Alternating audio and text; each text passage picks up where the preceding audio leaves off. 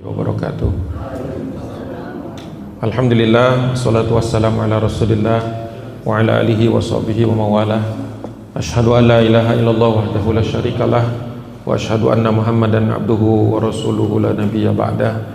Allahumma fassalli ala hadan nabiyil karim sayyidina wa maulana muhammadin wa ala alihi wa sahbihi wa man tabi'ahum bi ihsanin ila yaumiddin, amma ba'du. Alhamdulillah, segala puji milik Allah Subhanahu wa taala. Salawat dan salam tak lupa kita aturkan, panjatkan pada junjungan kita Nabi besar Rasulullah Muhammad sallallahu alaihi wasallam. Allahumma shalli wa sallim wa barik alaihi. Alhamdulillah, pada pagi hari ini kita bisa bertemu kembali setelah sekian lama. Tadi saya cari buka-buka data saya. Terakhir mengisi di Masjid Fatimah Az-Zahra ini tanggal 19 Oktober 2019, sebelum Covid. Jadi sekarang itu 6 tahun 5 bulan kurang 7 tahun ya. Jadi 6 tahun berjalan. Ya, saya mohon maaf beberapa kali di sini nggak bisa memenuhi jadwal karena memang jadwal subuh itu agak sulit ya, dan duha waktu itu kita mungkin kurang optimal, banyak yang sudah pergi gitu ya, jadi sedikit waktu itu. Tapi ala kulli halin, alhamdulillah Allah pertemukan kembali dalam kajian Sirah Nabawiyah Setap ini dengan judul Hikmah Sejarah Perjuangan Keluarga Nabi Ibrahim alaihissalam dan keluarganya, yang kemudian kita tahu sebagai inspirasi dari Idul Adha ya. Mungkin sekilas dulu bahwa Nabiullah Ibrahim alaihissalam ini Nabi Allah Subhanahu wa taala yang sering disebut-sebut oleh Nabi kita Muhammad sallallahu alaihi wasallam, dan sebutannya itu Aba Ina atau Aba Una, digambarkan sebagai bapak kita ya. Jadi bahkan juga Allah syariatkan di dalam salat kita untuk bersolawat kepada Nabi Muhammad dan juga kepada Nabi Ibrahim alaihissalam. Jadi memang spesial ya, Rasulullah menyebutnya sebagai bapak kami, dan juga menyebut perjuangan Nabi Ibrahim alaihissalam ini sebagai satu perjuangan yang menjadikan kota suci atau kota yang kita kenal sebagai Makkah Al-Mukarramah itu juga mencatat atau tercatat perjuangan Nabiullah Ibrahim. Kita coba lihat perjalanan hidup beliau secara singkat, diambil dari Al-Quranul Karim dan juga diambil dari hadis-hadis Nabi Sallallahu Alaihi Wasallam. Yang pertama, Nabi Ibrahim itu bukan orang, ini perdebatan di antara ulama. Ada yang mengatakan dia orang Arab, tapi ada yang mengatakan dia bukan orang Arab ya. Karena memang tempat tinggalnya itu kalau sekarang dulu disebut Mesopotamia, atau kalau sekarang itu mungkin daerah Irak ya. Memang Irak ini juga diklaim sebagai daerah orang Arab, jadi ada juga yang berpendapat bahwa beliau adalah orang Arab ya. Di dalam surah Al-Baqarah ayat 258 itu untuk pertama kalinya Allah menyinggung masalah tantangan yang dihadapi oleh Nabi kita Ibrahim alaihissalam. Allah Subhanahu wa taala berfirman, a'udzubillahi minasyaitonirrajim, bismillahirrahmanirrahim. Alam tara ilal ladzi hajja Ibrahim fi rabbih an atahu Allahul mulk. Dan dilanjutkan di bawah itu, idz qala Ibrahim rabbiyal ladzi yuhyi wa yumit qala ana uhyi wa umit qala Ibrahim fa inna Allaha ya'ti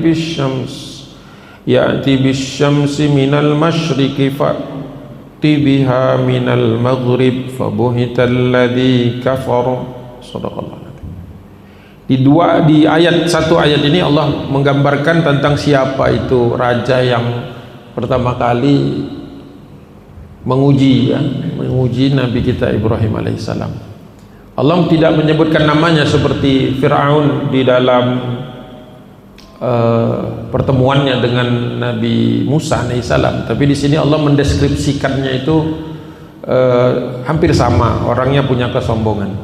Alam tara ilal ladzi hajja Ibrahim, tidakkah kamu memperhatikan orang yang mendebat Ibrahim Tentang apa? Tentang fi rabbihi, tentang Tuhannya. Jadi selalu masa lalu itu berkutat masalah siapa Tuhan, siapa Allah yang maha pencipta, maha mengatur segala sesuatu yang ada di muka bumi ini. Tidak kurang Raja Namrud ini juga dikenal sebagai Namrud dari keterangan-keterangan hadis. An atahullahul mulk, dan Allah gambarkan tantangan yang dihadapi oleh Nabiullah Ibrahim ini sebagai orang yang Allah beri kerajaan. Allah gambarkan bahwa Raja Namrud itu dengan kesombongannya itu bermula dari an atahullahul mulk, ketika diberi kekuasaan, diberi kerajaan. Jadi pelajaran penting bagi kita ketika Allah berikan sesuatu kepada kita, baik itu kekuasaan, harta, kalau sekarang ya, kedudukan, jabatan, itu sebenarnya ujian. Sebenarnya dia adalah ujian. Namun kali ini kalau kita saksikan di sini, terkadang orang itu kalau sudah punya kekuasaan, punya harta, punya kedudukan, jabatan dan lain sebagainya, itu cenderung punya peluang dia sombong, takabur. Di dalam dialognya itu, idz qala Ibrahim, ketika Nabi Ibrahim alaihissalam berkata, Rabbiyalladzi yuhyi wa yumit. Jadi ketika dia didebat, Namrud suruh Ibrahim menyembah berhala, tapi kata Ibrahim tidak pantas menyembah berhala karena Tuhanku adalah yang bisa menghidupkan dan mematikan, sedangkan patung-patung berhala itu tidak bisa. Tapi apa kata Namrud di dalam ayat ini? Allah abadikan, qala ana uhyi wa umit, gitu. Ketahuilah, kata dia, saya juga bisa mematikan dan menghidupkan. Ya, tentu di sini maknanya makna manusia, bukan makna ilahi. Kalau ilahi itu kan dari tidak ada jadi makhluk. Nanti setelah dia mati, Allah bisa hidupkan lagi untuk menghadapi hisab. Nah, tapi kalau Namrud ini dia hanya melihatnya dalam kacamata yang kecil gitu. Bahwa dia bisa ngasih makan, bisa memberikan tanah untuk ditanami, kemudian dengan itu dia pikir dia bisa memberi kehidupan kepada manusia yang ada di wilayahnya, kekuasaannya. Terus nanti kalau ada yang melanggar hukum, kemudian dia putuskan hukum mati, nah itu menurut dia, saya juga bisa matikan. Dia tidak sadar bahwa manusia yang dia hukum, manusia yang dia kasih kesempatan itu sebenarnya Allah berikan kekuasaan pada mereka, bukan kepada dia. Ya, walaupun tidak seterkenal Fir'aun, yang Fir'aun waktu itu mengatakan ana rabbukumul a'la, aku adalah Tuhanmu yang paling tinggi. Di sini dia mengatakan ana uhyi wa umit. Sebenarnya sama, cuma kalah populer saja, karena di dalam Al-Quran itu lawannya Nabi Musa itu disebutkan namanya, kemudian kalimat itu lebih membekas pada kita, ana rabbukumul a'la, aku Tuhanmu yang paling tinggi. Kalau di sini Namrud mengatakan ana uhyi wa umit. Jadi dia seolah-olah dia setara, kata dia, dengan Tuhan, karena saya juga bisa menghidupkan dan mematikan. Cuman bedanya setelah mematikan dia nggak bisa menghidupkan, gitu kan? Bedanya kan di situ. Para pemimpin-pemimpin yang zalim, pemimpin-pemimpin yang diktator yang membunuh orang semena-mena itu kan dia hanya bisa mematikan, suruh menghidupkan dari yang mati nggak bisa dia. Tapi Nabi Ibrahim kemudian menantang orang ini. Nah ini penting untuk kita resapi bahwa Nabiullah Ibrahim itu akalnya cerdas. Dia mengatakan qala Ibrahimu fa innallaha ya'ti bisyamsi minal masyriq. Berkatalah Ibrahim kepada Namrud yang sedang merasa dia hebat itu, kata dia, sesungguhnya Allah Tuhanku itu bisa memunculkan, bisa mendatangkan matahari terbit, maksudnya dari timur, dari masyrik, nah tenggelam di maghrib, di sebelah barat, kata dia. Nah kalau engkau benar-benar Tuhan, atau engkau merasa dirimu seperti Tuhan, fa'ti biha minal maghrib, coba, kata dia, nanti sore ketika matahari itu sudah tenggelam, coba bangkitkan dari barat ke timur. Akhirnya digambarkan oleh Allah Subhanahu wa taala, fabuhital ladzi kafar. maka kebingunganlah atau mati kutu kalau bahasa kita itu, tidak bisa lagi dia berdebat. Makanya kemudian dia perintahkan untuk membakar Nabi Ibrahim itu. Jadi orang tuh kalau sudah tidak bisa berdebat lagi dengan sehat, sudah tidak bisa lagi berdebat dengan dalil, itu biasanya pakai kekerasan. Itu polanya di dalam Al-Quran. Jadi Nabi Ibrahim nggak ngotot, nggak marah, nggak macam-macam yang lain. Tapi Nabi Ibrahim cuma mengatakan, kalau engkau bisa merasa bisa mematikan dan bisa menghidupkan, coba matahari itu kau keluarkan dari arah yang berbeda. Nggak bisa dia, nggak bisa, karena kalau itu bisa berarti terjadi kiamat, dan yang bisa melakukan itu hanya Allah Subhanahu Wa Taala satu kali nanti menjelang kiamat. Ya.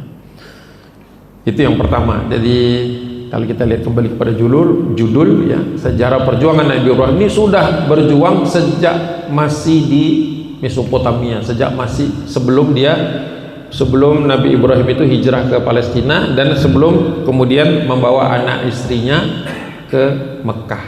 Yang paling populer itu kan peristiwa Nabi Ibrahim membawa Siti Hajar dan Nabiullah Ismail yang masih kecil ke Mekah, itu yang populer. Tapi sebenarnya sebelum itu keluarga Nabi Ibrahim itu waktu masih sama Siti Saroh di dalam hadis itu tidak kalah perjuangannya, tidak kalah hebatnya. Nah, ada hadis yang cukup panjang, jadi saya agak pendekkan gitu ya, karena panjang sekali hadisnya. Itu diriwayatkan dari Abu Hurairah, Nabi Hurairah radhiyallahu anhu, qala Rasulullah SAW. Jadi ketika kaum muslimin membaca wahyu terkait dengan Nabi Ibrahim, Rasulullah memberikan penjelasan lebih jauh. Nah, penjelasannya kurang lebih sebagai berikut. Ini penjelasan ketika Nabi Ibrahim masih bersama istrinya yang pertama, yaitu Siti Saroh. Ya, bukan Hajar belum ada. Nah, singkatnya kata Nabi SAW, lam yakdzib Ibrahim alaihi salam illa thalathata kadibat. Tidak pernah Nabi Ibrahim itu berbohong kecuali dalam 3 keadaan, kata Nabi SAW. Yang pertama qauluhu, yang kemudian ada di dalam Al-Quran, faqala inni saqim. Itu di dalam surat As-Saffat ayat 89. Kemudian yang kedua kata Nabi, wa qauluhu qala bal fa'alahu kabiruhum hadza. Itu di dalam surah Al-Anbiya ayat 63. Kemudian yang ketiga kata Nabi, wa qala bainahu wa data yaumin wa saroh. Nah, ada saroh di situ. Id ata alaihi jabbarin faqala man hadhihi qala ukhti. Nah, saya jelaskan satu-satu. Jadi Nabi Ibrahim itu sebagaimana Nabi Muhammad tidak pernah berbohong. Tapi kata Rasulullah ada 3 kali dia berbohong, tapi ketiga-tiganya ini dalam rangka kebaikan. Yang pertama, yang ada di dalam surat As-Saffat ayat 89, qala inni saqim, sesungguhnya aku lagi sakit. Sakit ya, saqim itu dalam keadaan sakit. Seperti doa kita kalau ada orang sakit itu kita doakannya itu kan syafaqallahu syifaan ajilan la yughadiru ba'dahu saqoma sakim. Ya, semoga Allah berikan engkau kesehatan yang kesehatan itu mengembalikan keadaanmu seperti sebelum sakit gitu. Maksudnya kembali pulih gitu. Sakim. Nah, kenapa Nabi Ibrahim berbohong? Ini konteksnya di dalam hadis, di dalam ayat tersebut, konteksnya adalah ketika Ibrahim melihat ada peluang untuk menghancurkan berhala-berhala itu, tapi berhala ini selalu ada orang di sekitarnya. Nah, sekali waktu ada sebuah acara besar gitu, semacam festival, semua orang berangkat ke festival itu, tapi ketika mereka mengajak Ibrahim, kata Ibrahim, ini sakit, saya lagi sakit, nggak usah ikut deh, skip gitu. Nah, berangkatlah orang ini semua. Nabi Ibrahim tinggal di kampungnya sendirian, orang semua pergi untuk acara besar festival. Nah, ketika orang pergi semua, apa yang dilakukannya? Dihancurkan berhala-berhala itu. Jadi berbohong supaya ada kesempatan untuk menghancurkan berhala-berhala itu. Strategi. Itu yang pertama. Yang kedua, rentetan dari peristiwa itu. Jadi ketika orang-orang yang dari festival itu pulang melihat berhala-berhala sudah hancur kecuali satu yang paling besar. Ketika orang bertanya, wahai Ibrahim, engkau kan di rumah, di kampung ya, katanya sakit. Itu siapa yang hancurin? Kok hancur semua itu? Kita tahu kisahnya dari kecil kan, ketika dulu kita ngaji itu, palu yang dipakai untuk menghancurkan itu dikalungkan ke leher berhala yang disisakan, yang tidak dihancurkan. Nah, berkatalah Nabiullah Ibrahim. Nah, ini kebohongan yang kedua, kebohongan yang tujuannya baik. Qala bal fa'alahu kabiruhum hadza. Kata Ibrahim, sepertinya yang menghancurkan itu semua itu yang paling besar itu. Padahal yang hancurin dia. Kata dia, tanya aja kepada yang paling besar itu. Lihat itu palunya dikalungkan sama dia. Semua orang tahu nggak mungkin patung bisa begitu. Tapi di dalam Al-Quran disebutkan. Kata Nabi Ibrahim, ya kalian gak bisa buktikan saya. Ya zaman dulu gak ada CCTV ya. Kalau ada CCTV kelihatan Nabi Ibrahim lagi ngancurin. Tapi kan gak ada CCTV. Jadi logika yang dipakai Nabi Ibrahim, kalau mereka tahu bahwa yang menghancurkan berhala itu bukan berhala yang besar itu, ya harusnya jangan disembah gitu loh. Ya kan? Nah, orang yang otaknya, akalnya lurus, jadi pasti Ibrahim yang ngancurin. Gak mungkin, gak ada orang lagi di sini. Tapi mereka membuktikannya gak bisa. Kata Ibrahim kan, tanya aja kabiruhum hada, yang paling besar itu. Tanya aja sama dia, kan dia bisa dengar kalau menurut kalian. Jadi logikanya diputar balik. Gitu. Akhirnya Nabi Ibrahim pergi dari tempat itu. Pergi dari tempat itu, ketemu suatu daerah di mana dia bersama istrinya Sarah itu ketemu dengan raja yang jabbar, raja yang bengis. Ketika raja itu berkata, raja itu tertarik dengan istrinya Nabi Ibrahim. Ketika ditanya, siapa perempuan ini yang bersamamu? Kalau dia jawab ini istriku, maka Ibrahim akan dibunuh karena dia ingin ambil istrinya itu. Tapi dikatakan sama dia, hadza qala hadhihi ukhti. Ini perempuan ini adalah saudaraku. Nah, karena saudara udah disuruh pulang Ibrahim, Sarah ya dijadikan permaisuri atau dijadikan dayang-dayang itu di dalam istananya itu. Nah, ternyata setelah itu ada 2 kali kesempatan dia ingin ingin mencelakakan Sarah ini ya. Tapi setiap kali dia meletakkan tangannya untuk melakukan maksiat itu, tangannya di dalam hadis ini, kalau yang versi yang panjangnya itu tangannya itu lumpuh, gak ada yang bisa nyembuhin, pokoknya lumpuh, gak bisa gerak. Semua tukang sihir dan sebagainya, tabib itu gak bisa membuat lumpuh. Akhirnya dia minta kepada Sarah, tolong doakan supaya tangan saya ini kembali serupa. Berdoalah nak Siti Sarah itu, kemudian tangannya baik lagi. Masih dia penasaran, mau dia coba lagi, mau dia pegang lagi. Kali ini bukan hanya tangannya yang lumpuh, sampai ke badan-badan yang lain kecuali mulutnya. Dalam hadis riwayat Bukhari dan Muslim. Akhirnya mulutnya mengatakan, aku tobat, kata dia, aku menyesal, kata dia. Tolong doakan lagi, kayaknya doamu ini satu-satunya yang bisa menyembuhkan saya. Didoakan lagi, akhirnya balik normal lagi. Nah, dia berkata, faqala innakum lam ta'tuni bi insanin. Dia ngomong kepada semua pegawai istana itu, kalian sudah mendatangkan perempuan yang bukan manusia, kata dia. Innama ataitumuni bi syaitonin, kata dia. Sesungguhnya kalian bawa ini bukan manusia, kata dia, setan ini, kata dia, untuk menutupi rasa malunya. Ya, karena kalau Siti Sarah ngomong, terbongkar kan keburukan raja yang disebutkan di dalam hadis itu jabbar ya, raja yang bengis, raja yang berkuasa, yang mutlak, yang nggak bisa didebat lagi ya. Akhirnya karena Sarah tidak bisa, dia berkali-kali dia mau maksiati, mau dia mungkin perkosa atau apa, nggak bisa, akhirnya dikembalikan kepada kakaknya ya, gitu. Tadi kan kebohongan Nabi Ibrahim yang ketiga dalam rangka menyelamatkan dirinya dari ancaman keluar raja yang begitu bengis. Maka, nah disinilah menurut hadis yang diriwayatkan oleh Abu Hurairah ini, fa akhdamaha Hajar. Jadi disinilah kemudian akhirnya untuk menutupi rasa malunya, khawatir Saroh ini nanti di luar ngomong begini dan begitu, maka dikasih hadiah sama dia. Nah, hadiahnya itu adalah salah seorang yang menjadi keluarga atau orang dayang-dayang yang tinggal di kerajaan itu, dikasihkan kepada Saroh itu seorang budak, ya, khodim itu, khodimah yang bernama Hajar. Nah, dari situlah Hajar itu ikut Saroh, kemudian ikut kembali ke rumah Nabi Ibrahim.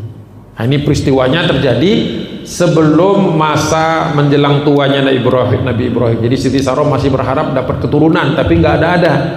Akhirnya ada mimpi itu adalah Ibrahim baru akan dapat keturunan kalau dia merelakan menikahi Hajar tadi. Maka ketika dinikahi memang lahir, tapi setelah itu lahir pula dari rahimnya Saroh anak, yaitu Nabi Ishak. Lalu dari Hajar lahirlah anak yang namanya Ismail. Makanya nanti nabi-nabi keluar dari dua jalur ini kan, Adam, Idris, Nuh, Hud, Soleh, Ibrahim. Adam, Idris, Nuh, Hud ini masih pasca, sebelum qobla Nabi Ibrahim. Nanti setelah Ibrahim, Lut, Ismail, Ishak, Yakub, Yusuf, Ayub, Syuaib, Musa, Harun, Zulkifli, Daud, Sulaiman, Ilyas, Ilyasa, Yunus, Zakaria, Yahya, Isa.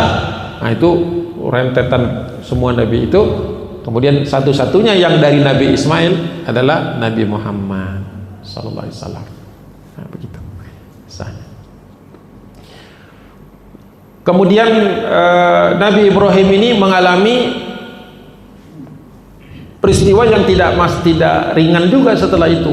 Jadi ternyata raja itu kambuhan. Jadi setelah dia merasa dia sebagai Tuhan udah kalah, dia penyembah berhala sudah dipatahkan juga, dia sebagai orang yang semena-mena ternyata bisa dilumpuhkan oleh kesucian wanita. Jadi pentingnya, ada juga kajian yang menjelaskan kenapa Siti Saroh itu tidak bisa dijamah, karena Siti Saroh itu adalah orang yang solehah, wanita yang mulia, wanita yang suci.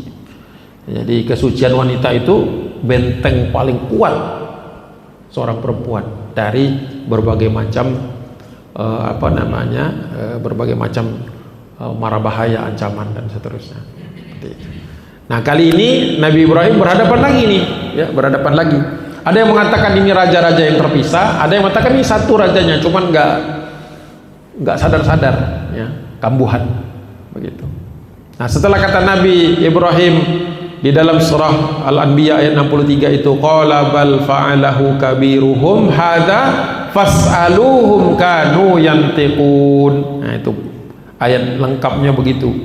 Ketika dia ditanya siapa yang menghancurkan ini, tanya kepada yang besar itu, patung yang besar itu, fas'aluhum, tanyalah kepada mereka, ya, fas'aluhum kanu yantiqun. Kalau mereka dianggap bisa berbicara, tanyakan saja pada mereka. Nah, akibat malu yang ketiga kalinya, malu pertama debat dengan Ibrahim kalah, malu kedua dengan dia taunya itu adiknya Ibrahim, padahal itu istrinya. Yang ketiga, nah ini malu yang ketiga itu adalah ketika perdebatan itu tidak dia menangkan, maka kemudian dia mengatakan menghasut masyarakat di ayat 68 dan 69 surat Al-Anbiya. Qalu harriquhu wansuru alihatakum in kuntum fa'ilin. Dia menghasut masyarakat sehingga masyarakat berkata, bakar dia. Nah, jadi biasanya kalau perdebatan itu mentok, ya, atau perdebatan tidak bisa dimenangkan, biasanya orang-orang yang berkuasa, orang-orang yang punya kekuasaan biasanya mengerahkan massa. Biasa itu dibolak-balikkan, yang benar jadi yang salah jadi yang benar. Makanya doa kita itu diingatkan oleh Allah Subhanahu wa taala melalui perantaraan doa Nabi, Allahumma arinal haqqa haqqa warzuqna ittiba'ah wa arinal batila batila warzuqna ijtinabah. Karena memang masa itu semakin dekat dengan akhir zaman, itu yang benar itu kelihatan buruk, ya, kelihatan jelek, ya, kelihatan susah, sehingga banyak orang yang nggak mau. Dan kebatilan itu kelihatannya hebat, ya, dihiasi dengan kekayaan, kekuasaan, maka akan muncul kebatilan yang kita pikir benar. Nah, orang-orang ini dihasut oleh Namrud, qalu harrikuhu, bakar saja dia ini pengacau nih, dia ini terlalu pintar. Nah itu makanya orang-orang tuh kalau sudah terlalu pintar tuh ditakuti. Pintar yang dalam keadaan benar, ya, maksudnya bukan pintar-pintar itu lain lagi, ditakuti. Sehingga cara membungkamnya ya dipenjara, dibuang, dibunuh, dibakar, sama saja. Harrikuhu wansuru alihatakum, bakar dia supaya kalian bisa menolong Tuhan-Tuhan kalian. In kuntum fa'ilin, kalau kalian benar-benar ingin melakukannya. Jadi karena mereka tidak bisa berdebat, maka menggunakan kekuasaan, dan diterjemahkan seolah-olah menggunakan kekuasaan ini adalah cara menolong Tuhan-Tuhan mereka. Makanya menggunakan bentuk jamak aliha, ya, ilah jadi alihah, alihatakum in kuntum fa'ilin. Tapi apa, ketika mereka sudah tangkap Nabi Ibrahim, api sudah disiapkan, mau dilempar ke dalam api itu, Allah memberikan pertolongannya. Qulna ya naru, dan kami berkata, ini Allah Subhanahu wa taala, Allah berkata kepada, wahai nar, wahai api, ya nar kuni bardan, jadilah atas perintahku kalian dingin. Api disuruh jadi dingin. Jadi api itu buat orang yang membakarnya, bagi orang-orang yang tadi sudah dihasut untuk membenci Ibrahim dan membenci kebenaran ini, itu tetap panas. Jadi bahasanya qulna ya naru kuni bardan, ya wahai api, jadilah untukku bardan, jadikanlah dirimu itu dingin. Untuk siapa?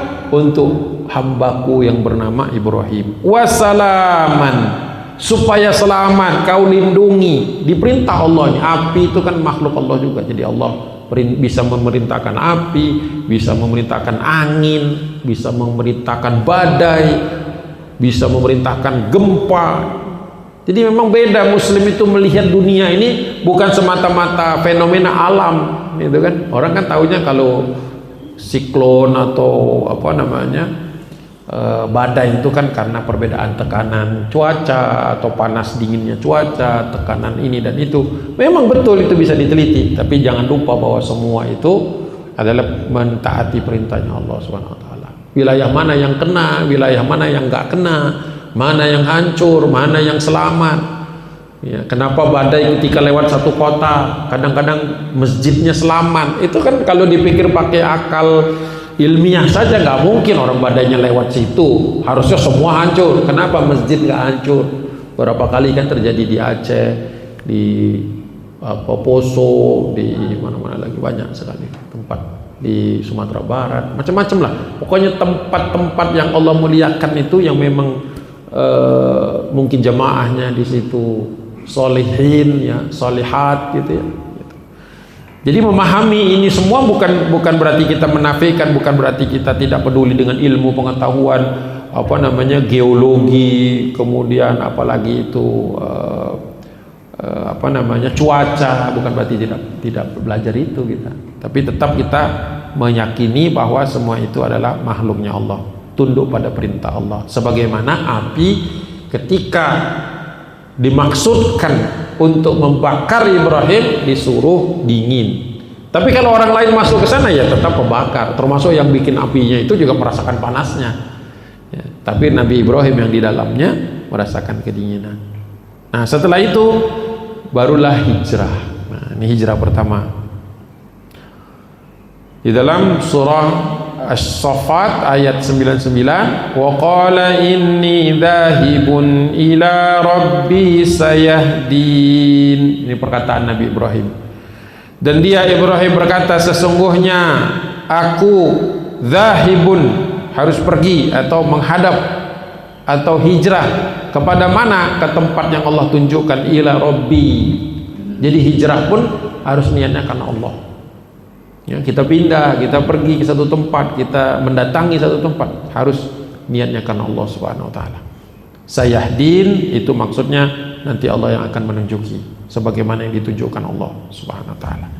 Nah, itu menggambarkan hijrahnya Nabi Ibrahim bersama Siti Sarah dan Siti Hajar. Ini satu versi. Ada yang mengatakan versi kedua Hajar itu nanti di Palestina. Tapi kita pegang satu versi saja tanpa menafikan yang lain. Jadi hijrah dari Mesopotamia, dari Irak kalau sekarang ke Syam. Syam itu sekarang Palestina, Yordan, Suriah, Lebanon, itu Syam semua. Tapi persisnya ke Filistin. Nah, kemudian setelah itu ada peristiwa terkait dengan Nabi Lut, tapi saya tidak bahas karena itu pembahasan yang terpisah. Kemudian di surat Al-Ankabut ayat 26 itu, setelah fa'amana lahu Lut, Nabi Lut beriman kepada kenabian Nabi Ibrahim. Kemudian waqala inni muhajirun ila rabbi. Nah, ini peristiwa ini muncul ketika Nabi Ibrahim gak punya keturunan yang lama, minta keturunan tapi gak dapat. Akhirnya syaratnya itu adalah Nabi Ibrahim menikahi Siti Hajar. Setelah menikahi Siti Hajar baru lahir. Nah, setelah lahir ada perintah dari Allah Subhanahu wa taala agar memisahkan keluarga ini karena Allah punya rencana yang lain untuk Siti Sarah ini. Jadi Nabi Ibrahim waqala inni muhajirun ila rabbi, kembali aku hijrah kepada Tuhanku, kepada Allah, innahu huwal azizul hakim, sesungguhnya dia maha perkasa lagi maha bijaksana. Ini ketika proses Nabi Ibrahim membawa Siti Hajar dan Nabiullah Ismail yang masih kecil pindah ke Mekah. Jadi Masya Allah, kalau kita lihat orang-orang baik seperti nabi-nabi ini, ya pengorbanannya nggak main-main, pindah dari tempat. Padahal kita semua kan senang dengan kampung halaman, ya. Kita itu bahkan kalau di Indonesia itu saking senangnya dengan kampung halaman tuh kita punya kebiasaan mudik gitu ya. Nah, itu walaupun kadang-kadang mudik itu ditempatkan dengan Idul Fitri biasanya. Tapi sebenarnya mudik itu secara umum itu adalah kerinduan seseorang kepada kampung halamannya dengan berbagai alasan. Mungkin karena masih ada orang tua, mungkin masih punya tanah, masih punya sanak saudara, atau apapun alasannya. Jadi memang kita biasanya tidak lupa kepada asal usul kita. Nah, tapi yang lebih mendasar lagi, kita ingat bahwa kita itu sebenarnya punya kampung di akhirat. Jadi nanti semua kita ini akan mudik, ya, mudik terakhirnya itu adalah ke kampung akhirat. Jadi jangan lupa membenahi kampung akhirat juga. Wala tansa nasibaka minad dunya, ya kan. Walaupun kita tidak lupa dengan kehidupan di dunia ini. Gitu. Nah, jadi memang hijrah bagian dari perjalanan para nabi. Tidak ada nabi yang tidak mengalami ancaman dan lain sebagainya, sehingga mereka perlu dalam fase hidupnya berpindah ke tempat lain.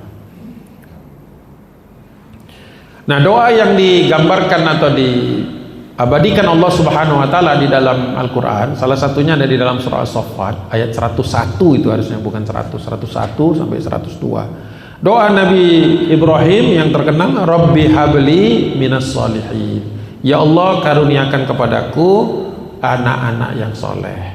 Orang anak-anak dari kalangan orang soleh, gitu. Dikasih Allah satu, ya, fabasyarnahu bi ghulamin halim, ya. Kemudian kami memberi kabar gembira kepada yang berdoa. Jadi fabasyarnahu, hu-nya ini domir untuk Ibrahim alaihissalam, ya. Dan kami beri kabar gembira kepada dia yang berdoa kepada kami bi ghulamin halim, kepada anak yang punya sifat sabar atau tenang. Jadi halim itu salah satu nama Allah, salah satu di antara Asmaul Husna, yaitu Al-Halim. Al-Halim. Kalau manusia Abdul Halim biasanya. Gitu. Kalau Halim saja itu Halimun, sifat sabar, sifat tenang. Itulah kenapa nanti di slide berikutnya kita lihat ketika turun ujian lagi yang nanti berkaitan dengan Idul Adha. Turun ujian lagi untuk menyembelih Nabi Ismail. Jawaban Nabi Ismail itu menunjukkan bahwa dia min ghulamin halim, ya, anak masih muda tapi tenangnya bukan main, sehingga ketika diperintahkan atau ditanyakan oleh ayahnya, gimana perintahku dalam mimpi ini agar menyembelihmu, dia katakan, lakukan saja ya abatif'al ma tu'maru satajiduni insyaallahu minas shalihin. Balik lagi jadi orang itu ya. Nah, kemudian peristiwanya berlanjut kepada setelah lahir, kemudian diperintahkan Allah bawa ke tempat yang dimana di situ ada rumahku.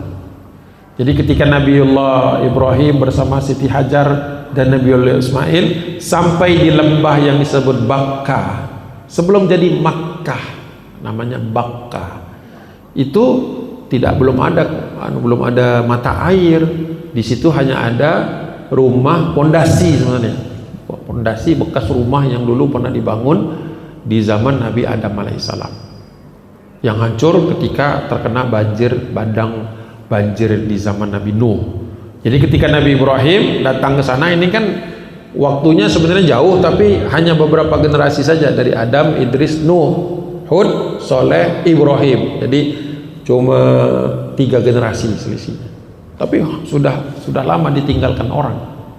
Ada yang mengatakan dulunya pernah subur, kemudian menjadi gersang karena ditinggalkan orang, ya, atau ada penduduknya yang dulu musyrik, ya, menyembah selain Allah, sehingga Allah hancurkan daerah itu termasuk rumahnya karena mereka menggunakannya sebagai penyembahan berhala. Nanti diulang lagi oleh bangsa Quraisy, kabilah Quraisy di zaman Nabi Muhammad SAW.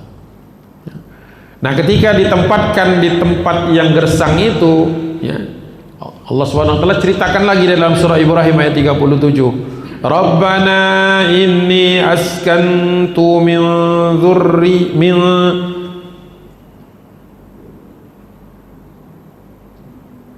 dzurriyyati, ini bukan dzarriyati. Rabbana inni askantu min dzurriyyati biwadin ghairi dzi zar'in 'inda baitikal muharram. Ini salah ketik ini. Saya tandain dulu biar nanti bisa diperbaiki. Jadi ketika tiba di tempat yang gersang itu, ketika diperintahkan Allah untuk meninggalkan mereka, yang kita kenal ini sebagai peristiwa awal ditemukannya air Zam-Zam atau sumur Zam-Zam itu sebenarnya Nabi Ibrahim juga gak tega sebenarnya meninggalkan keluarganya di situ. Rabbana, wahai Tuhan kami, wahai Allah, inni askantu, sungguh aku meninggalkan di tempat ini min dzurriyyati, dari keturunanku. Yang dimaksud di situ adalah Nabi Ismail dan Siti Hajar. Min dzurriyyati biwadin, di sebuah lembah. Jadi kalau kita lihat zaman dulu sebelum banyak hotel-hotel di Mekah itu, sebenarnya Ka'bah itu titik paling rendah gitu. Di sekitarnya banyak jabal, banyak gunung-gunung dan bukit-bukit. Makanya untuk ke Mina itu sampai harus, zaman dulu harus naik turun bukit itu. Tapi di zaman modern dibuat terowongan. Saat dulu sebelum ada terowongan, itu jamaah muter jauh atau naik jalannya berat. Ya. Jadi kata Nabi Ibrahim melihat keadaan di sekitar situ, wahai Allah, apa benar ini? Ya, apakah benar aku harus meninggalkan keluargaku min dzurriyyati biwadin ghairi, ya, yang tidak memiliki dzar'in, tidak ada tumbuhan satupun. Jadi Nabi Ibrahim bukan tega-tegaan meninggalkan keluarganya di situ, tapi melihat juga. Di sini sering sekali diangkat sebagai satu ibrah bahwa seorang laki-laki itu ar-rijalu qawwamuna 'alan nisa, bahwa laki-laki itu dia punya kecenderungan, ya, menjadi pemimpin bagi keluarganya. Walaupun di situ disebut nisa, tapi di situ juga ada makna anak, keturunan. Itu. Jadi Nabi Ibrahim sendiri sebenarnya sudah melakukan survei gitu. Wah, ini lembah gersang, nggak ada, ya, ghairi dzi zar'in, tidak ada zarrah sedikit pun, tidak ada tumbuhan, tidak ada potensi alam, ibaratnya gitu kan. Ya. Cuman satu yang membuat Nabi Ibrahim akhirnya taat kepada Allah, karena apa? Tempat ini walaupun gersang, walaupun tidak ada mata air, tapi inda baitikal muharram, tapi Ya, ada satu harapan gitu bahwa tempat ini akan berkah karena di situ ada pondasi baitika, ada rumahmu al-muharram. Nah, inilah pertama kali istilahnya Baitul Haram, ya. Kalau kita sebut sebagai sekarang Baitullah atau Masjidil Haram atau Ka'bah. Nah, Ka'bah itu kan makna fisik. Nanti setelah dibangun oleh Nabi Ibrahim dan Nabi Ismail seperti bangunan yang kita, walaupun tidak sama persis ya, seperti itu, karena Ka'bah mengalami beberapa kali pemugaran.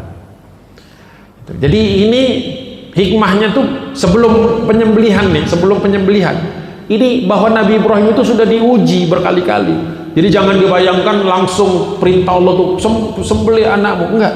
Dari ketika belum punya anak, ketika baru istrinya satu, menghadapi raja yang zalim, menghadapi penyembah berhala, menghadapi ancaman pembunuhan api, menghadapi hijrah pertama, menghadapi Nabi Lut. Kan itu Nabi Lut itu walaupun dia punya kaumnya sendiri, tapi Nabi Ibrahim itu memberi arahan kepada Nabi Lut itu tentang apa yang harus dilakukan. Makanya fa'amana Lut. Jadi Nabi Lut itu ya, walaupun orang mengaitkannya dengan ya kaum Nabi Lut yang apa namanya, yang homoseksual dan LGBT kalau bahasa sekarang itu memang sudah takdirnya mereka itu dihancurkan. Tapi bukan berarti Nabi Lut apa namanya lalai terhadap tugas-tugasnya. Jadi ada peristiwa itu. Kemudian ada peristiwa nggak punya anak lama. Jadi kadang kalau saya ketemu teman, dulu saya punya teman di daerah Pancoran Mas itu ya, seorang ustadz itu 12 sampai 13 tahun tidak punya anak. Wah, sudah macam-macam usahanya gini itu ya. Tapi ternyata ya dinasehati oleh ustadz lain waktu itu, Ustadz Arifin Ilham yang masih hidup waktu itu, belum meninggal dunia. Dikatakan, antum nih, kata dia, ustadz, kata dia, ya, tapi kok kayaknya kurang sabar. Saya di belakang itu masih muda, masih teman belakang tuh, aduh gimana dinasehatin, katanya masih muda tuh nih, katanya lihat Nabi Ibrahim itu ya, baru punya anak setelah menghadapi berbagai macam ujian. Bayangin ujiannya tuh banyak sekali kan sebelum akhirnya punya anak, kata dia ya, udah anggap saja ini ujian mental dari Allah SWT agar antum lebih sabar lagi gitu bahasanya tuh kalau saya nggak salah ingat. Nah, nggak lama setelah itu kita silaturahim, waktu itu ada acara apa saya lupa juga. Nah, setelah itu pulang, nah, mungkin 2-3 bulan setelah itu istrinya hamil. Istrinya hamil setelah dinasehati ya. Mungkin kita tuh perlu nasihat-nasihat juga gitu. Sebagai manusia kan kita tidak sempurna ya, tidak ada manusia yang sempurna, jadi terkadang kita perlu nasihat-nasihat. Dan nasihat itu kadang-kadang bentuknya tidak selalu enak gitu. Terkadang nasihat itu bentuknya nggak enak. Bayangin ustadz kondang gitu kan, jamaahnya banyak, dinasehati sama ustadz lain, antum nih kurang sabar. Itu kan sebenarnya mungkin berat buat dia kan. Saya saja yang mendengar di belakang itu aja gak enak dengernya gitu. Tapi ya mungkin dengan nasihat itu, itulah cara Allah membukakan pintu-pintu rizki dia berupa anak gitu. Jadi Bapak dan Ibu yang dirahmati Allah SWT, tentu saya di sini bukan yang paling tahu, tapi kalau kita mengkaji tentang kehidupannya Nabi Ibrahim ini, jangan dianggap remeh ujiannya ini. Nah, barulah datang ujian yang kita anggap paling beratnya itu diberitakan oleh Allah Subhanahu wa taala dalam surah As-Saffat 102. Tadi kan 101. Nah, terus kemudian sekarang 102-nya. Falamma balagha ma'ahu as-sa'ya qala ya bunayya inni ara fil manam. Nah, itu yang monumentalnya tuh. Dan ketika balagha ma'ahu, hu-nya ini adalah Nabi Ismail. Ketika Nabi Ismail sampai bersamanya usia sa'ya itu ada yang menjelaskannya bahwa itu adalah usia dia sudah bisa membantu orang tuanya ya, jadi ancaman ini perintah ini, ujian ini adalah ketika Nabi Ibrahim dan Nabi Ismail sudah selesai membangun kembali Ka'bah. Jadi anaknya udah gede itu. Jangan dibayangkan Ismail itu masih bayi ketika disembelih, sudah besar. Bahasanya sa'ya. sudah bisa membantu orang tuanya, yaitu membantunya itu ditafsirkan oleh para ulama membantu ayahnya dan ibunya itu mendirikan Ka'bah. Dan sudah banyak orang yang membantunya juga, bukan hanya keluarga mereka berdua saja. Karena sejak Nabi Ismail ditinggal, Siti Hajar mencari air yang waktu itu dibutuhkan sehingga ketemu Zam-Zam.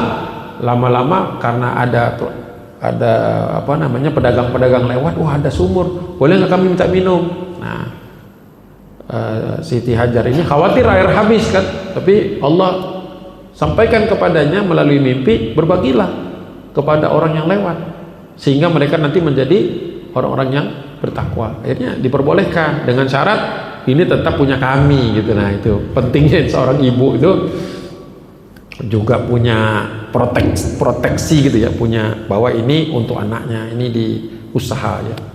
Ya, walaupun Siti Hajar itu tidak cerai atau bukan diceraikan oleh Nabi Ibrahim, tapi selama beliau tinggal di Mekah itu ya seperti single parent dia. Nabi Ibrahim itu tercatat kata Nabi hanya 3 kali mengunjunginya. Mengunjungi pertama itu melihat apa namanya bahwa Ismail itu sudah besar dan membantu dia untuk mendirikan apa namanya Ka'bah.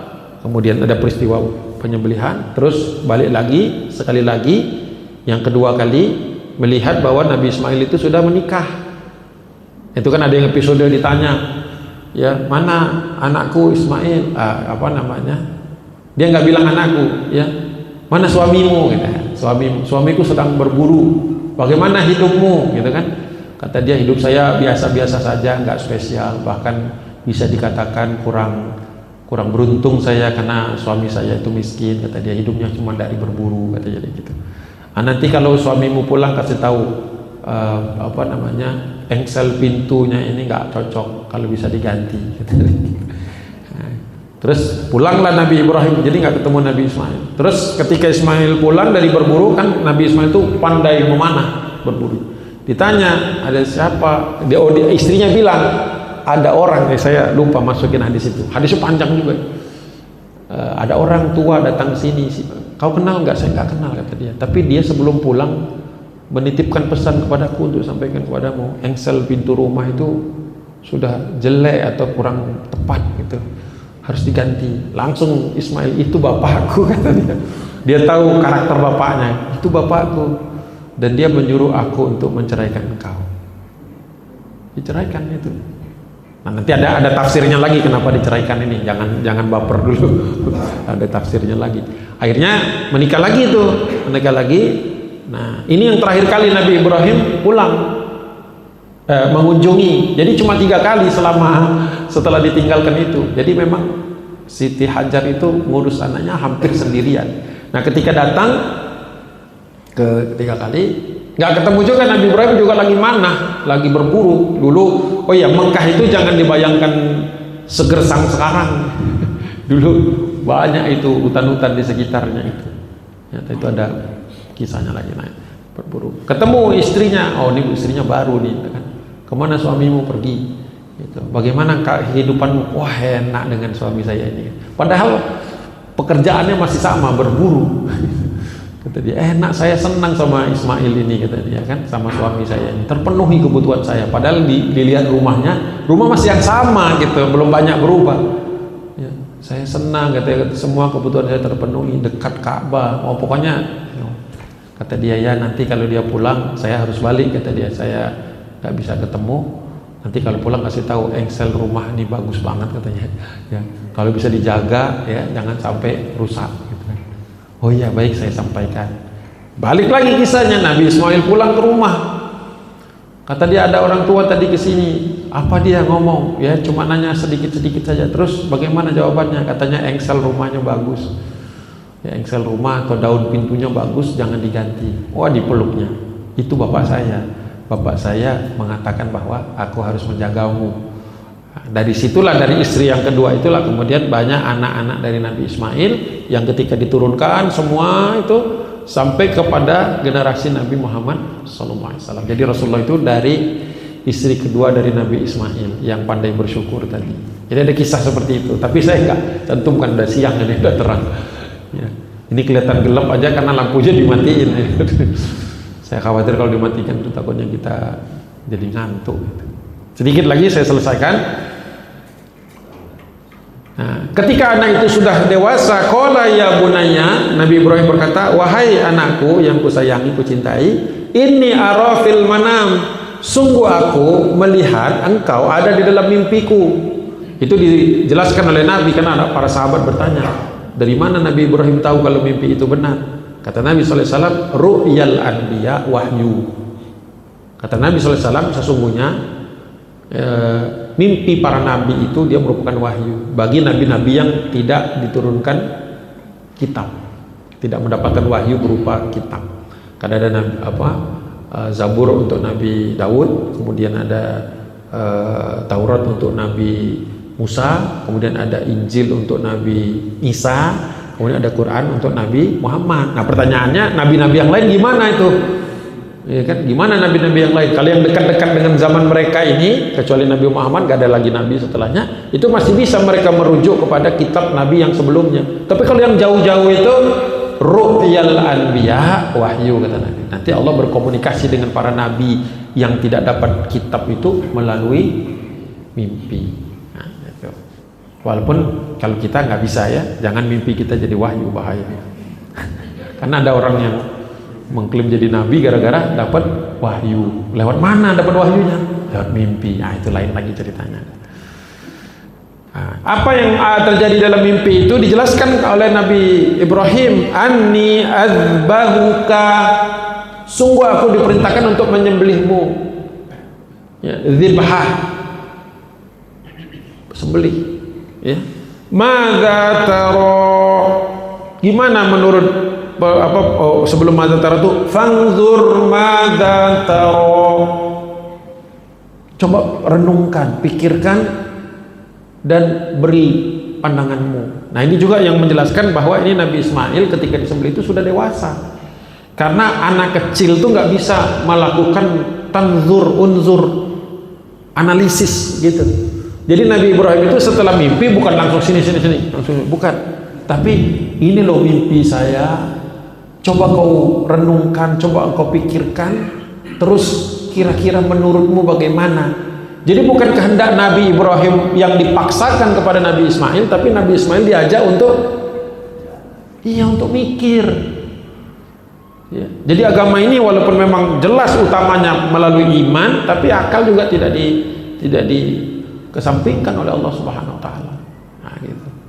Jadi lihat dari kalimatnya tadi, ya, fangdur madza taro. Nah, para ulama menafsirkan ternyata Nabi Ismail ini nggak perlu waktu lama. Qala ya abatif al ma tu'maru. Jadi langsung, jadi nggak pakai lama, nggak sehari, 2 hari, sebulan, 2 bulan, enggak. Di tempat itu langsung dia katakan, wahai ayahku, wahai ayah, if'al, langsung aja laksanakan, langsung saja langsung kerjakan, ma tu'mar, apa yang diperintahkan atau yang telah diperintahkan kepadamu. Ini menunjukkan bahwa Nabi Ismail itu sebagaimana doa sebelumnya kan apa? Gulamin halim. Nah, gitu. Jadi terbukti doanya minta anak soleh. Ya, kita kadang-kadang kan minta anak soleh, ya kan? Tapi kita nggak mau nyekolahin. Minta anak soleh, tapi orang tuanya nggak jadi contoh yang bagus. Nah, gitu. Ini konsistensi. Nabi Ibrahim minta anak soleh. Nabi Ibrahim gimana? Ya soleh. Ya kan? Jadi secara konteks kita minta sesuatu, ya kita harus memantaskan diri. Ya. Kemarin itu saya mendengarkan tausiahnya, apa istilahnya, tausiah dari seorang ulama, alim ulama dari masih muda sih, dari Jawa Timur, namanya Gus Kausar, kalau ada yang kenal. Dalam salah satu qaul, dalam salah satu ceramahnya itu beliau mengatakan dari qaul dari Al-Imam Sa'id bin Musayyab, seorang tabi'in kalau tidak salah. Beliau mengatakan Sa'id bin Musayyab itu, ya, punya anak tentu saja, dia mengatakan inni la usolli fa'azkuru waladi fa'azidu fi sholati. Gitu. Ini saya langsung nangis waktu dengar ini. Apa katanya? Kata Sa'id bin Musayyab ini, saya itu kalau lagi sholat sunnah terus teringat dengan anak-anakku, maka ku tambahkan sholat sunnah itu. Misalnya tadinya rencananya cuma 2 rakaat jadi 4, atau misalnya kita sholat 4 rakaat jadi 6, jadi 8, jadi 12. Kenapa? Karena sesungguhnya ada faedah begini, ada rumus gitu ya. Sholahul abna sababun sholahul aba sababun li sholahil abna. Oh, ini langsung terpukul saya waktu beliau mengatakan ini. Ada kaidah dalam mendidik dalam Islam itu, ya. Kesolehan seorang ayah atau ibu, aba itu kadang-kadang maknanya bapak dan ibu, ya, walaupun teksnya bapak, adalah sebab, salah satu di antara sebab solehnya anak-anak. Jadi jangan anak kita begini, kamu nih gimana, misalnya gitu ya. Kok hafalannya nggak naik-naik? Nah, bapaknya naik, hafalannya naik nggak? Ya kan kita suka terjebak pada anak saya sudah ditahfizkan tapi nggak hafal-hafal. Jangan ngomong gitu. Itu aib sendiri. Ya, bapaknya gimana, ibunya gimana? Gitu. Atau misalnya yang lain lah, misalnya kamu kok nggak juara-juara, gitu misalnya. Bapaknya sudah pernah juara belum? Itu ibunya sudah juara belum? Juara apa? Gitu kan? Jadi ngomongnya jangan kenceng-kenceng. Gitu. Terus anaknya begini, anaknya begitu. Ya walaupun setiap kita pasti punya tanggung jawab sendiri-sendiri di hadapan Allah. Tapi khusus hubungan ayah, ibu ke anak, itu memang ada tambahan lain. Saya sampai nangis pas mendengar itu. Saya berulang-ulang saya saya dengarkan itu beberapa hari yang lalu. Saya belum masukkan ke sini karena fokusnya kepada Nabi Ibrahim, ya. Tapi tadi bigulamin halim itu kelihatan dari perkataan anak itu. Bahkan di ayat 102 itu disebutkan di bagian akhirnya, satajiduni insyaallahu minas sabirin. Tambahin lagi tuh, wahai ayah, kerjakan apa yang diperintahkan kepadamu, maka engkau akan dapati aku. Satajiduni, dari asal katanya kan wajada, itu kan akan ketemu, akan dapati atau dapatkan. Dikasih sa di depannya yang maknanya saufa, berarti akan, ya, sesuatu yang akan terjadi, ya. Satajiduni, kau akan temukan aku insyaallah. Bayangin tuh, anak soleh dan soleha itu selalu mengedepankan Allah SWT, mengedepankan Allah. Nah, kita perlu ngajarin kepada anak-anak itu, ya, kalau berhasil. Kenapa berhasil? Karena Allah. Ya. Kenapa belum berhasil? Ya Allah belum menginginkan kita berhasil. Suruhnya berusaha lagi. Nah, jadi kalimat yang terakhir ini amat sangat penting. Satajiduni insyaallahu minas sabirin. Kita itu nggak bisa sabar, Pak. Sabar itu bukan saya mau sabar, bukan begitu. Sabar itu dari Allah. Dari Allah. Berkali-kali kan kita kadang-kadang katanya sabar, begitu ada masalah marah. Ya itulah manusia itu begitu. Kalau yang benar-benar dari Allah, makanya kita harus sadari bahwa sesungguhnya semua kebaikan yang ada pada kita itu aslinya dari Allah. Aslinya dari Allah. Kita cuma mencoba-coba, mengupayakan, gitu. Jadi kalimat ini bukan sekedar ini menyembelih kemudian nanti Allah kan ganti. Ya di zaman itu Nabi Ibrahim nggak ada itu. Nanti pasti diganti sama Allah. Masa Allah mau suruh saya? Nggak ada waktu itu. Jangan dibayangkan seperti kita. Kalau kita kan sudah tahu ceritanya ini, nanti sebelum disembelih tiba-tiba diganti dengan kibas, dengan domba yang besar. Itu kan kita. Waktu kejadiannya, apakah Nabi Ibrahim tahu bakal diganti dengan hewan kurban? Enggak. Nggak tahu. Pokoknya dia husnuzon saja sama Allah. Bersangka baik saja sama Allah. Nah, itu kurangnya kita. Kita tuh kadang-kadang kurang berprasangka baik sama Allah. Ya, kurang berprasangka baik. Kan ada hadis yang kita semua insya Allah sudah kenal itu, yang apa namanya? Apa istilahnya itu? Manusia itu selalu kondisinya dalam keadaan baik, ya. Mana itu hadisnya? Panjang itu. Apa namanya, ajaib atau sangat mengagumkan kondisi orang mukmin itu dalam semua keadaan. Kalau keadaannya baik, dia bersyukur; dalam keadaan sulit, dia bersabar, gitu. Seperti itu. Jadi kita pun harus dalam posisi yang sama seperti itu. Nah, kemudian Allah memuji Nabi Ibrahim sekaligus juga memuji tentu saja Nabi Ismail di slide berikutnya. Jadi setelah diuji itu ya disembelih. Ketika mau disembelih diganti dengan hewan kurban. Ada yang menafsirkan, Ibnu Abbas misalnya, Ibnu Abbas menafsirkan ini domba yang menjadi pengganti itu, kibas yang menjadi pengganti itu adalah domba yang dulu pernah dikurbankan oleh anak Nabi Adam alaihissalam. Kan anak Nabi Adam ada Habil, ada Qabil. Nih yang satu korbannya apa namanya buruk, yang satu lagi korbannya bagus. Nah, yang bagus ini yang diambil Allah SWT. Nah, itu kemudian ditahan sama Allah entah bagaimana ya, dengan kekuasaan Allah. Kemudian nanti diturunkannya pada saat mau penyembelih. Jadi sebenarnya hewan yang dipersembahkan pertama kali itu adalah hewan yang kemudian disembelih oleh Nabi Ibrahim sebagai pengganti dari anaknya Nabiullah Ismail. Wallahu a'lam bishawab. Nah, kemudian Allah memuji Ibrahim karena lulus ujian tadi dengan surah Al-Baqarah 124. Wa idzibtala Ibrahima rabbuhu bikalimatin fa'atammahun qala inni ja'iluka lin-nasi imama. Sampai sedemikian tingginya pujian Allah, ya.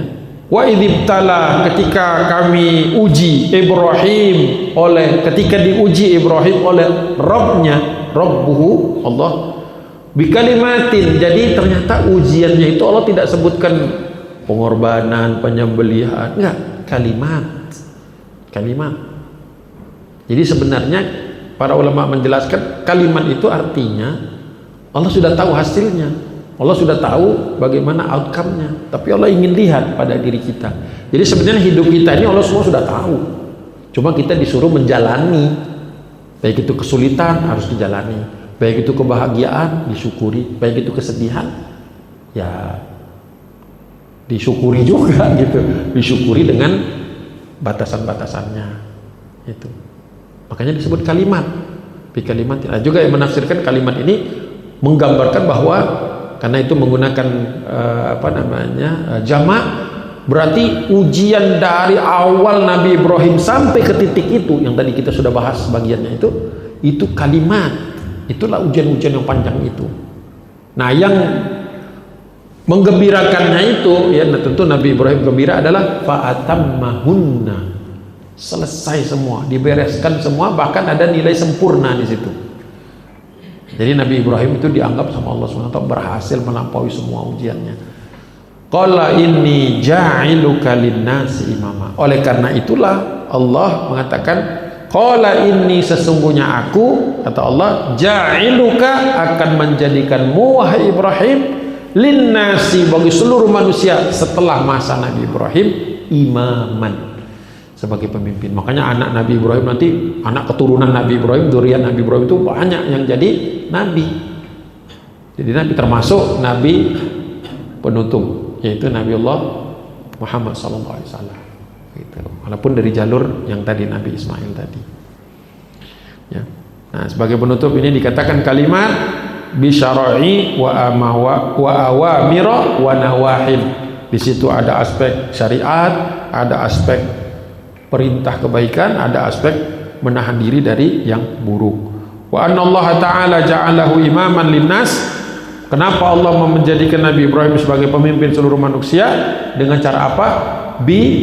Yuqtada bihi fit tauhid, yaitu dihiasi atau diberikan kepada Nabi Ibrahim itu keteladanan dalam hal tauhid. Jadi nabi yang paling hati-hati, yang paling sangat memperhatikan untuk urusan ke penyembahan kepada Allah Subhanahu wa taala. Fa atammahun maknanya kata Ibnu Katsir qama bihinna kullihinna, berhasil menegakkan semua. Jadi Nabi Ibrahim itu nabi yang gak pernah gagal dalam semua ujiannya.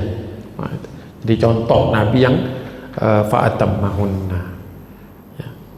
Wallahu a'lam bishawab, itu kira-kira yang bisa saya sampaikan dalam waktu yang singkat ini. Mudah-mudahan perjuangan Nabi Ibrahim dan keluarganya, baik itu Siti Saro, Siti Hajar. Nanti Siti Saro ada kisahnya lagi dengan Nabi Ishak, Yakub dan seterusnya, ya. Case-case mereka menghadapi bermasalahan, dan Bani Israel nanti ada di sana semua, ya, tidak sedikit ujiannya, maupun dari Siti Hajar dan Nabi Ismail sampai Nabi Muhammad SAW. Itu semuanya hikmah bagi kita yang mudah-mudahan bermanfaat. Billahi taufiq wal hidayah. Assalamualaikum warahmatullahi wabarakatuh. Kita mau tanya jawab atau udahan?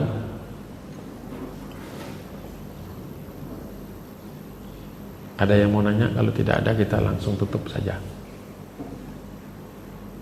Berarti udah clear semua, ya, udah jelas semua, insyaallah.